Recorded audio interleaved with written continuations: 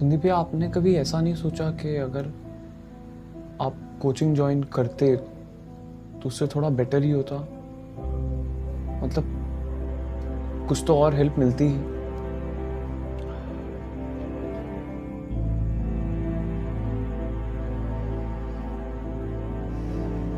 Help तो मिलती।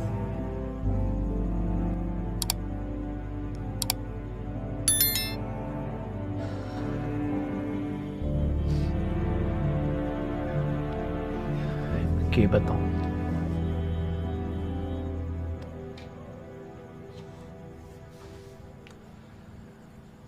आर्थिक स्थिति ठीक ना है हमारी।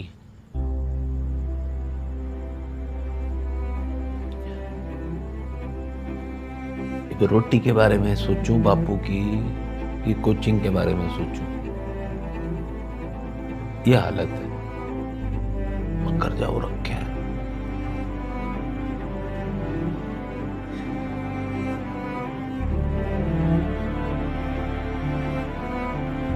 घर वालों को विश्वास है कि इस बार तो निकाल लूंगा।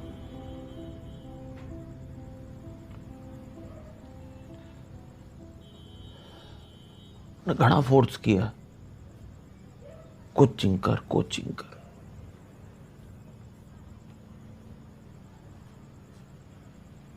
मैंने विश्वास दिलवाया, मैंने कोचिंग की कोई जरूरत ना है, मैंने कर दी। मैंने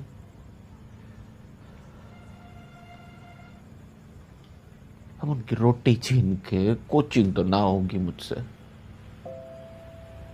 होगी।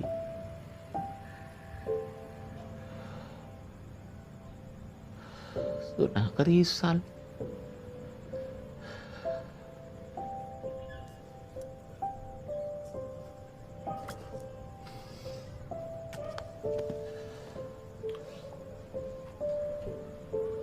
संदीप भैया, आपका कोई प्लान भी है क्या? Plan B for losers.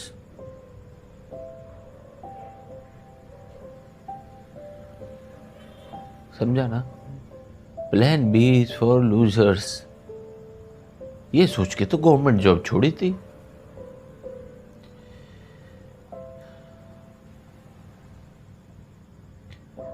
ये भी समझ में आ रहा है।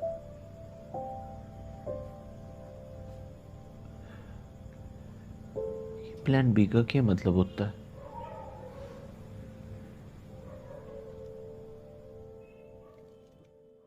उसके घर में इतनी गरीबी थी कि जब वो चौथी क्लास में था तो उसके पिता उसकी पढ़ाई छुड़वाकर उसको काम पर लगाना चाहते थे। टीचर के समझाने पर जैसे तैसे पढ़ाई तो बच गई, लेकिन जिंदगी आसान नहीं हुई। उसने अपनी पढ़ाई का खर्च उठाने के लिए होटल में वेटर का काम किया, पिता के काम में हाथ बटाया। वो पढ़ता जा रहा था बिना ये जाने कि उसको बनना क्या है। लेकिन एक बार एक अधिकारी ने उसके पिता से रिश्वत मांगी और उस दिन शेख अंसार अहमद ने यह तय कर लिया कि वो एक अधिकारी बनेगा। महाराष्ट्र पीसीएस की परीक्षा वो पास नहीं कर पाया, लेकिन यूपीएससी की परीक्षा उसने पहली कोशिश में ही न सिर्फ पास कर ली, बल्कि 361वीं रैंक भी हासिल की।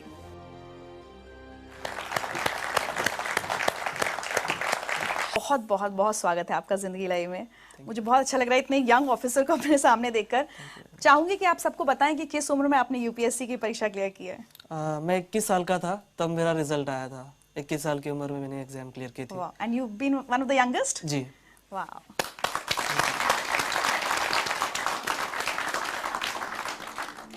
बहुत गरीबी के दिन देखे हैं बचपन में? जी हाँ, बिल्कुल। क्योंकि मेरे पिताजी जैसे एक ऑटो रिक्शा ड्राइवर थे, और जो बीपीएल फैमिलीज होती है, बिलो पॉवर्टी लाइन, जो घर आपने देखा अभी, वो घर भी हमें उसी के तहत मिला था। तो एक बिलो पॉवर्टी लाइन की फैमिली में मैं पैदा हुआ था।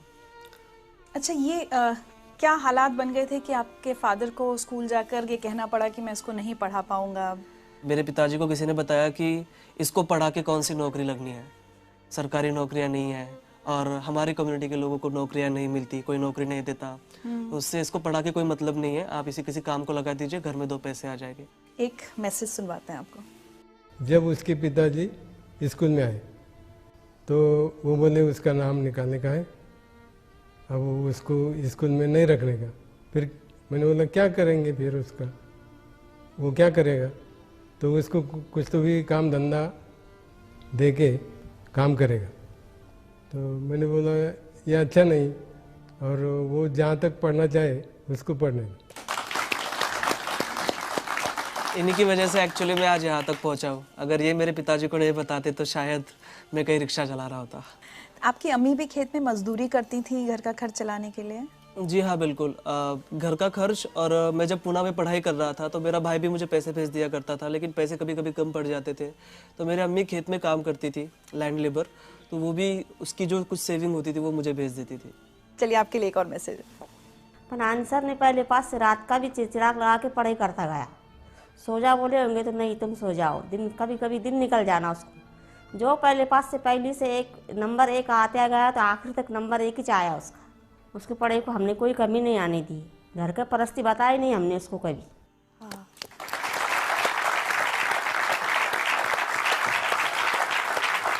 और उस दौरान भी परिवार की स्थिति तो बदली नहीं थी, दिक्कतें थी, उस समय भी आपको बहुत काम वाम करना पड़ा अपनी किताबों का खर्च उठाने के लिए। 10th में मेरी छुट्टियां चल रही थी और मुझे कंप्यूटर सीखना था, तो MSc का कोर्स आता है, वो कोर्स मुझे करना था। उसकी फ़ीस थी लगभग 2,800 समथिंग, उस वक्त उसकी फ़ीस थी। पे करने के लिए पैसे नहीं थे, तो मैंने मेरे अब्बू को बताया कि भाई ये रेस्टोरेंट है, यहाँ पर मुझे काम करना है, मुझे वो लगभग 3,000 रुपये तक कुछ पगार दे रहे हैं। तो उन्होंने कहा ठीक है, तुमको करना है तो करो। फिर मैं उस रेस्टोरेंट में काम करता था, सुबह 8 बजे से लेकर रात में 11 बजे तक वो काम होता था। बीच में 2 घंटे छुट्टी मिलती थी, उसमें मुझे मेरा लंच करना होता था और 1 घंटा मुझे वो जो कोर्स है उसकी तैयारी के लिए जाना होता था। हमारे गांव में ही वो होता था और काफ़ी डिफ़िकल्ट था मेरे लिए, क्योंकि मुझे वो बड़ा पॉट लेकर पानी लेकर आना पड़ता था कुएं से निकाल कर। फिर उसके बाद जो कस्टमर्स आएंगे उनको चाय सर्व करना, उनका टेबल वगैरह साफ कर देना, ये सब इस तरह का काम, एक वेटर का काम था। और उसके बाद जब 10 बजे होटल बंद हो जाता था, गांव में 10 बजे जनरली हमारे बंद हो जाता था, तो 1 घंटा मुझे जो फर्श वगैरह होता था वो सब साफ करना होता था बैठ के हाथ से। तो वो काम मैंने किया। My God, तो घर में सिर्फ आप ही सबसे ज़्यादा पढ़े लिखे हैं, बाकी सबकी पढ़ाई छूट गई, काम करने लग गए या शादी हो गई बहनों की? जी, घर में नहीं, पूरी जनरेशन का मैं फर्स्ट ग्रेजुएट हूँ। हमारे पूरी जनरेशन में कोई पढ़ा नहीं है, तो घर का मैं अकेला ही सबसे ज़्यादा पढ़ा लिखा हूँ। और बाकी के जो बहनों की शादी हो गई थी जल्दी, और भाई जब 5th स्टैंडर्ड में था तब से वो मेरे माँ बाप के पास काम करता था। एक मैसेज और सुने। जी, मुझे स्कूल में जाना पसंद नहीं था, यानी मुझे इंटरेस्ट नहीं था उसमें पढ़ने के लिए, पढ़ाई के लिए। और मैं एक बार 6वीं में ही फेल हो गया था। तो जब से मैंने स्कूल छोड़ी और मैंने दिल में ठान लिया कि मैं तो इतना होशियार नहीं हूँ, लेकिन मेरा भाई मुझसे भी ज़्यादा होशियार है, इसलिए मैंने स्कूल छोड़ के अपने मामा की तरफ काम के लिए गया। लेकिन इतना मुझे गर्व है कि मेरा भाई मेरे वजह से कुछ ना कुछ आज बन गया। मेरे सक्सेस का बहुत बड़ा क्रेडिट जो है मेरे माता पिता के बाद मेरे भाई को जाता है। क्योंकि देखिए अक्सर ये होता है कि बड़ा भाई छोटे भाई की पढ़ाई के लिए पैसे खर्च करता है, लेकिन यहाँ उल्टा था। छोटा भाई रात दिन मेहनत करके बड़े भाई को पैसे दे रहा था। ये आपसे छोटे हैं? जी। और मैंने 10वीं की छुट्टियों में काम किया, 12वीं की छुट्टियों में काम किया, कॉलेज के फर्स्ट ईयर की छुट्टियों में काम किया। लेकिन लास्ट के 2 साल जो बहुत अहम थे मेरे प्रिपरेशन के, उस वक्त मैंने कहीं कोई जॉब नहीं की। मुझे जो सारे पैसे थे मेरे भाई पूरी डेट के ऊपर मुझे ट्रांसफ़र कर देता था बैंक में। तो बहुत बड़ी बात थी मेरे लिए। अच्छा एक बात बताइए, कभी आपने अपने अब्बू से शिकायत की कि अब्बू अगर 4th में तब वो नहीं आप मेरे टीचर की बात मानते, अगर मेरी पढ़ाई छूट जाती तो आज मैं IAS ऑफिसर नहीं होता? मैंने कभी मेरे अब्बू से कोई शिकायत नहीं की है। कोई गरीब नहीं चाहता कि उसका बेटा कभी ना पढ़े, कहीं मोल मजदूरी करे चाइल्ड लेबर के तौर पर, कोई बाप नहीं चाहता। लेकिन वो मजबूरियाँ थी उनकी। सो मैं बहुत रिस्पेक्ट करता हूँ मेरे पेरेंट्स की। आज तो वो बहुत फख्र महसूस करते होंगे आपके ऊपर। जी जी जी। एक मैसेज और आया आपके लिए। 12वीं में उसको 100 पाव के 100 मार्क मिले, आर्ट्स में वो भी, तो मास्टर लोग मुझे वहाँ बुलाए, बाहर वाले कॉलेज में मेरा सत्कार रखे, मेरा स्वागत करे, मेरे को बुलाए। फिर मेरे और छाती ऐसी धड़कने को लगी कि मैंने बोला आप कुछ तो भी मेरा बच्चा बनने के काम का हो गया, कुछ तो भी है मेरे में ताकत। वो हिसाब से फिर मैं करते गया। फिर बाद में बोला अपने को जो घर भी बेचना पड़ा और दुकान भी बेचना पड़ी और गाड़ी भी बेचना पड़ी तो भी बेच डालेंगे, अपन अपने बच्चों को पढ़ाएंगे। उन्होंने मुझे पूछे कि आपका बच्चा क्या बना, तो मैं बोला सर मुझे वो भी नहीं मालूम, मेरे को इतना मालूम है कि मेरा बच्चा कोई ऑफिसर बनने वाला है। ये बताइए, अब ये सब हालात हो गए, उसके बाद ग्रेजुएशन, और दिमाग में ये कब आया कि मुझे UPSC, मतलब गांव में जैसे आप पले बढ़े, आपको पता भी नहीं होगा कि UPSC की परीक्षा भी कुछ होती है, तो ये सफ़र तक कैसे पहुँचे? हमको एक घरकुल योजना मिली थी BPL फैमिली के तहत। तो मेरे पिताजी तहसील ऑफिस में उसका चेक लाने के लिए गए थे। वहाँ के ऑफिसर ने कहा कि देखो अगर आप मुझे 10% देते हो, 30,000 हमको तब मिल रहे थे, 10% अगर आप देते हो इसका 3,000 रुपये, तो मैं आपको अभी चेक आपका सैंक्शन करा दूंगा फास्ट इमीडिएटली। ऐसे हालात में 3,000 रुपये की रिश्वत उन्होंने उस ऑफिसर को दे दी। तब उस वक्त मुझे रियलाइज़ हुआ कि करप्शन के सबसे बड़े शिकार हम जैसे गरीब लोग होते हैं। फिर 10th की छुट्टियों में हमारे एक क्लास टीचर थे मापारी सर, वो ब्लॉक एजुकेशन ऑफिसर बने, महाराष्ट्र पब्लिक सर्विस कमीशन के एमपीएससी के जो स्टेट का एग्जाम होता है वो क्लियर करके ऑफिसर बन गए। उनका मैंने पेपर में नाम पढ़ा, फिर उनको मैं जाकर मिला, मैंने कहा सर आप ऑफिसर बन गए और मुझे भी ऑफिसर बनना है, कैसे बनते मुझे प्लीज़ बताइए। फिर उन्होंने मुझे एमपीएससी के बारे में बताया। फिर मैं जब कॉलेज में गया 10वीं पास करके, वहाँ पर हमारे टीचर थे जो वो भी तैयारी कर रहे थे यूपीएससी की। मैंने उनसे एमपीएससी के बारे में पूछा और फ्लो में उन्होंने मुझे यूपीएससी के बारे में बता दिया कि ये भी बड़ा, उससे बड़ा एग्जाम होता है, इसमें से आईएएस बन सकते हो, कलेक्टर बन सकते हो। सपने देखने के लिए कौन से पैसे देने, और मेरे पास हारने के लिए कुछ था ही नहीं, तो मैंने कहा चलो बड़ा गैम्बल खेलते हैं, मैं अब यूपीएससी की तैयारी करूंगा। अंसर, कभी जब तैयारी कर रहे थे यूपीएससी की, उस दौरान भी तो ये फेज आया होगा कभी कि ये प्रेशर बने कि अब छोड़ो, इसमें तो पता नहीं होगा या नहीं होगा, कोई छोटी मोटी नौकरी कर लेते हैं, कम से कम अब्बू अम्मी का हाथ बटाएं, ये प्रेशर था आपके ऊपर? जी बिल्कुल था। बहुत बार ऐसा लगता था कि कंपटीशन देखिए 5-5.5 लाख बच्चे एग्जाम देते हैं, तैयारी करने वाले तो उससे भी ज़्यादा है। लेकिन बाद में खुद से ही मैं पूछता था कि ठीक है, मैं ये नहीं करूँगा तो क्या करूँगा, छोटी मोटी कहीं नौकरी कर लूँगा, उसमें मैं सेटिस्फाइड नहीं रह पाऊँगा, मुझे बड़ा करना है कुछ तो। और मैं पढ़ाई भी नहीं छोड़ सकता था, क्योंकि देखिए मेरे सामने 2 ही ऑप्शन थे, डू और डाई। इसमें मुझे करना ही था, और वही रीज़न है कि मैं इतनी फर्स्ट अटेम्प्ट में 21वीं साल की उम्र में ये क्लियर किया, क्योंकि मेरे पास दूसरा कोई ऑप्शन नहीं था। एक मैसेज और है आपके लिए।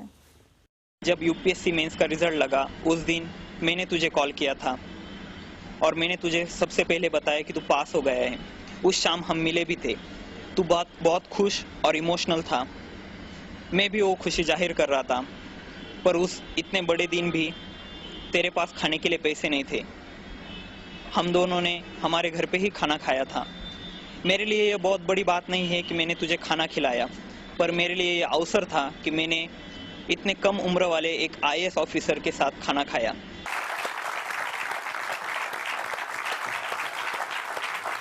19 फरवरी के दिन मैं लाइब्रेरी में बैठा पढ़ाई कर रहा था और मुझे इसका फ़ोन आया। मैंने कहा अंसार, यूपीएससी का रिजल्ट आ गया। मैंने कहा माय गॉड, मेरे वहाँ पर हार्ट बीट्स बढ़ गए, मैं समझ में नहीं आ रहा था मैं क्या करूँ। उसने कहा तेरा रोल नंबर बता। मैंने कहा ले लो भाई। मैंने उसको मेरा रोल नंबर भेजा और उसने मुझे कॉल करके बताया कि कॉन्ग्रेचुलेशंस, तुम पास हो गए हो। मैं आपको बता नहीं सकता कि वो खुशी क्या थी। मुझे ऐसा लग रहा था कि मैं 7वें आसमान पर हूँ, मेरे पैर ज़मीन पर ही थे, लेकिन मैं बहुत ज़्यादा खुश था। उस दिन शिव जयंती थी, पूना में नगाड़े बज रहे थे और मुझे ऐसा लग रहा था कि ये मेरे जीत के लिए बज रहे हैं। शिव जयंती के दिन मुझे ऐसा लग रहा था कि मुझे गिफ्ट मिल गया हो कोई। मैं बहुत खुश था। मैं मेरे दोस्तों के पास गया, हमने सेलिब्रेट किया। अब डिसाइड किया कि चलो बाहर खाने के लिए चलते हैं। अब जनरली देखिए एक रूल तो ये है कि जो कुछ जीतता है उसको ही खिलाना पड़ता है, उसको ही बिल पे करना पड़ता है। लेकिन मेरे फ्रेंड्स को पता था कि बंदे के पास पैसे नहीं है, तो उन्होंने कहा कि यार छोड़ो यार, बाहर क्यों जाना, रूम पर ही खा लेते। तो हमने उसके रूम पर ही खाना खाया था।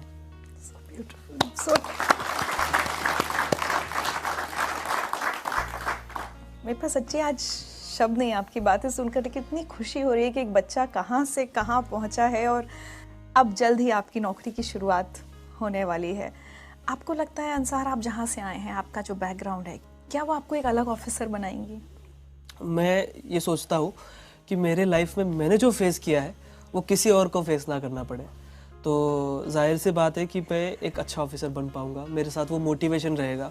जब भी मैं किसी बच्चे को कोई काम करते हुए देखूंगा तो मुझे वो फीलिंग आएगी कि कुछ साल पहले मैं भी ऐसा काम कर रहा था और मुझे बहुत बुरा लगता था जब मैं किसी को चाय सर्व करता था या किसी का टेबल साफ़ करता था। तो वो फीलिंग आएंगी और मैं उसके लिए काम करूँगा। तो मुझे लगता है कि मैं एक अच्छा ऑफिसर बन पाऊँगा just because of my background. आज अगर पीछे मुड़ के देखते हैं और अपनी ज़िंदगी की कोई एक चीज़ बदलना चाहें तो क्या होगा? मेरी ज़िंदगी की मैं चाहूँगा कि मेरा बचपन फिर से आ जाए और मेरे पिताजी उसमें आईएएस हो। सो जैस मुझे तो जब मुझे कोई यूनिफॉर्म ना मिला हो या कोई किताब ना मिली हो तो वो मुझे मिल जाए। कोई एक मैसेज जो आप सब लोगों को, और सिर्फ जो यहाँ बैठे हैं वो नहीं, जो बहुत सारे लोग टेलीविजन पर आपको देख रहे हैं और उसमें से बहुत सारे आईएएस की तैयारी कर रहे होंगे, उनको क्या मैसेज देना चाहेंगे?